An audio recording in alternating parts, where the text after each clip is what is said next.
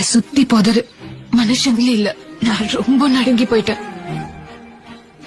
என்னடா வேணும்னு கேட்டா ஒரு சான்ஸ் வேணும்னு என் கைய புடிச்சிட்டான். எப்படியோ எஸ்கேப் ஆயிட்டு வீட்டுக்கு வந்து சேர்ந்துட்டேன். ஆனா பதட்டம் மட்டும் நிக்கல.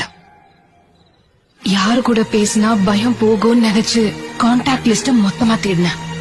யாருக்கும் பண்ண எனக்கு தோணல. சடனா நான் தனியா இருக்கேன்னு ஃபீல் பண்ண ஆரம்பிச்சேன். கான்டாக்ட் லிஸ்ட்ல எத்தனை பேர் இருக்காங்கன்னு முக்கியம் இல்ல.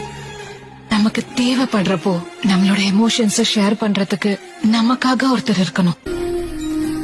அப்போ ஒரு மெசேஜ் வந்துச்சு அவங்கிட்ட இருந்து, calm down, you're not alone.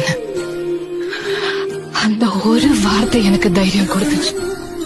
எப்பவோ நான் சொன்ன வார்த்தைக்காக அவன் எனக்காக வந்திருக்கானா? எனக்காக ஒருத்தன் பிறந்திருப்பான்னு நினைச்சேன். ஆனா என்னோட வார்த்தைகள்ல இருந்து ஒருத்தன் பிறந்திருக்கானா? அவனை பத்தி நினைக்கும் போதெல்லாம் இப்ப கூட அழாம இருக்க முடியல.